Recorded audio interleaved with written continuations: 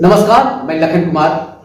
Open India YouTube channel पर धार्मिक धरोहर कार्यक्रम में आप सभी दर्शकों का बहुत बहुत स्वागत है। जैसा कि हम सभी लोग जानते हैं, प्रत्येक वर्ष आश्विन माह में पितृपक्ष होता है। इस वर्ष भी 30 सितंबर 2022 से पितृपक्ष का शुभारंभ हो रहा है। हिंदू धर्म संस्कृति के अनुसार लोग अपने पितरों को याद करते हैं, पूर्वजों को याद करते हैं, श्राद्ध कार्यक्रम आयोजन होता है, तर्पण करते हैं, अन्य कई और भी अनुष्ठान होता है। तो क्या कुछ ये अनुष्ठान से फायदे होते हैं, ये अनुष्ठान किस तरह से करना चाहिए, इन तमाम विषयों पर चर्चा के लिए आज हम मौजूद हैं। हमारे साथ में वेद पुराण के ज्ञाता, हजारीबाग शहर के प्रसिद्ध महावीर स्थान के मुख्य पुजारी आचार्य कार्तिक शर्मा जी हमारे साथ अभी मौजूद हैं। तो शर्मा जी, आपका ओपन इंडिया पर बहुत बहुत स्वागत है। ओपन इंडिया चैनल के दर्शकों को मेरा नमस्कार, धन्यवाद कि आप अपना समय देकर के इस चैनल को देख रहे हैं। शर्मा जी, हम जानना चाहेंगे, जैसे कि हिंदू धर्म संस्कृति में पितृपक्ष का शुभारंभ हो रहा है, तो हम सबसे पहले आपसे यह जानना चाहेंगे कि यह जो पितृपक्ष का जो लोग ये परंपरा जो है कब से शुरू हुआ है और इसकी क्या कुछ कहानी है, इस पर हम आपसे जानना चाहेंगे। देखिए, सनातन धर्म हिंदू धर्म के अनुसार यह परंपरा आज से नहीं, बहुत पूर्व से चल रही है। भगवान राम भी अपने पूर्वजों को, अपने पितरों को, अपने पिता को पिंडदान हेतु वह गया श्राद्ध करने के लिए आए हुए थे, किंतु समय पर वो नहीं पहुंच पाए, तो अंतिम समय में सीता पिंडदान की थी। यह ऐसा नियम है हिंदू शास्त्र के अनुसार, धर्म के अनुसार, कि मरणोपरांत संस्कार जो पूरा करता है वह पुत्र को पुत्र कहलाने का अधिकार है। इसीलिए लोग पुत्रों की कामना करते हैं। कहा जाता है कि पिता धर्म पिता ही परमोत्तम पितृ मापन्याम कृपंताम सर्वदेवता।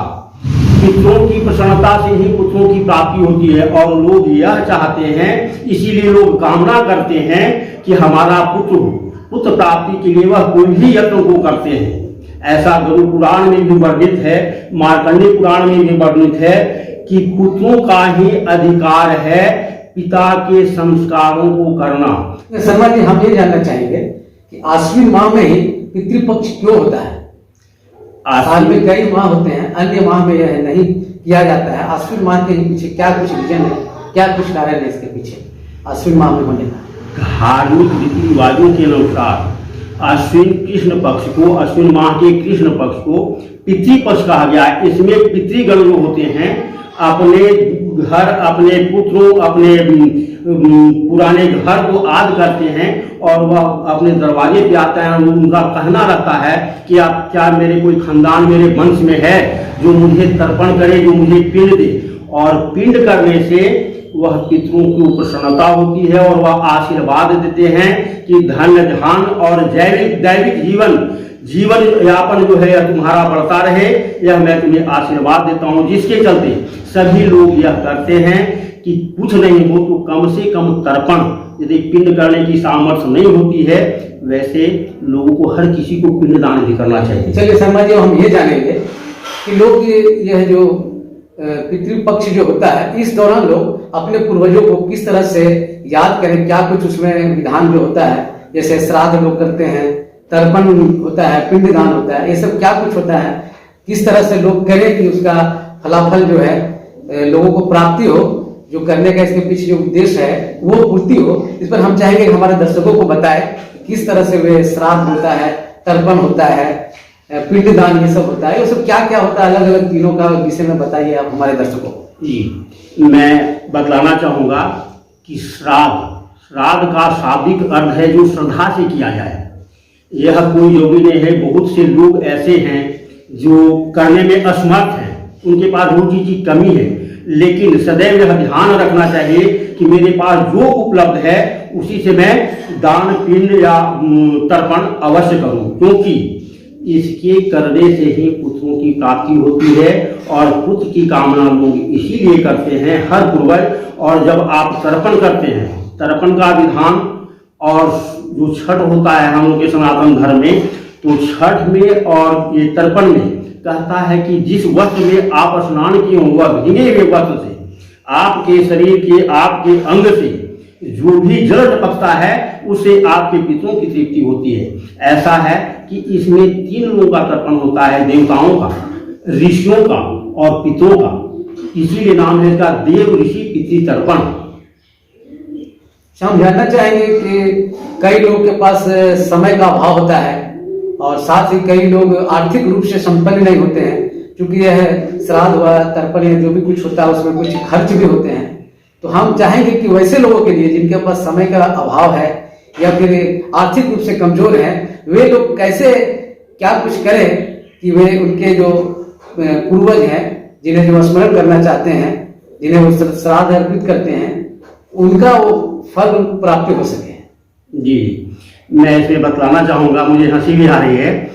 आपका जो प्रश्न है कि समय की अभाव, 24 घंटे होते हैं, 24 घंटे में भी आप 23.5 घंटे दूसरे काम में समय लगा रहे हो, तो क्या अपने देवताओं के लिए, अपने पितरों के लिए आपके पास आधा घंटा समय नहीं है?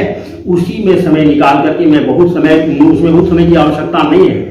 तर्पण तो नित्य नैमित कार्य में है, लेकिन जितना आप कर सकते हैं उसे आप अवश्य करें। जैसे हम भगवान सूर्य को अर्घ, हर बार तो छठ नहीं लोग करते हैं, लेकिन भगवान सूर्य को अर्घ देते हैं। ओम यही सूर्य सहस्रासु तेजा सूर्यपति अनुकंपाया मां भक्ता विनाश दिवाकर। अर्थात भगवान सूर्य को मैं आमंत्रण किया, नमस्कार किया, प्रणाम किया, उनको आदि किया।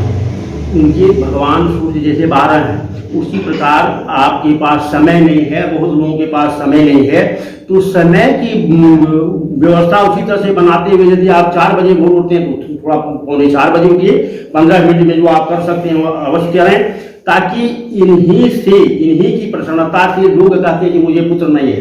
तो पुत्र क्यों नहीं है? ये पितृ जब प्रसन्न होते हैं तभी पुत्रों की प्राप्ति होती है। आप पितृ अप्रसन्न होते हैं, अभी बहुत सारा सवाल आता है पितृदोष का। तो पितृदोष यही है जो पितरों को आदर नहीं करते। तो उसके निवारण के लिए हम अपने लिए जब 23.5 घंटा समय निकाल सकते हैं, तो आधे घंटा क्या समय नहीं निकाल सकते? समझ, ऐसा सवाल करने का यह कारण था कि कई लोग जैसे सरकारी सेवा में होते हैं, मान लीजिए जैसे हमारे सेना है, देश के जो फौजी लोग हैं उनके पास समय अभाव होता है, कुछ बड़े अधिकारी हैं वो कहीं व्यस्तम रहते हैं, उनका समय नहीं रहता। उनके लिए हम ये जानना चाहेंगे कि वो किस तरह से, मतलब कम समय में वो अपने पितरों को किस तरह से श्राद्ध अर्पित कर सकेंगे या करें। इसके लिए हमने ये सवाल किया आपको, तो वही आपको बताया कि उनके लिए क्या कुछ मैंने बहुत ही कम समय में वो अपने पितरों को याद कर पाए और श्राद्ध अर्पित कर पाए, जो कुछ भी हो कैसे। तो आपने तो अभी बताया, लेकिन हम जानेंगे कुछ वो क्या कुछ करें, थोड़ा विस्तार से उनको बताया जाए। बहुत से जैसे पदाधिकारी हैं, सही बात है, समय का अभाव होता है, लेकिन उसी में आप जो कर सकते हैं, जैसे वैसे गरीबों को आप उस दिन दान करें, जो आपका पितृ का तिथि है। इसमें कहा जाता है कि आप जो भी दान करते हैं उसका 10वांश भाग आपके पितरों को मिलता है। अब उसी में जो आपकी सामर्थ्य हो, आपका पॉकेट जो अलाउ कर रहा है, आप उसके अनुसार काटते हैं। दूसरा बात है कि समय, तो समय फौजी हैं तो वह भी तो पैंट पहनते हैं, वह भी तो स्नान करते हैं, स्नान करने के इसमें ही तर्पण कर लें, भगवान को याद कर लें, अपने पितरों को याद कर लें, उसी से पितृ प्रसन्न होते हैं। सब कुछ देखते हैं। देखिए, हम लोग यह जानते हैं कि केवल हम ही जान रहे हैं, हम ही लोग देख रहे हैं, नहीं, देखने वाले कोई और हैं, आप उनके इशारे से चलते हैं।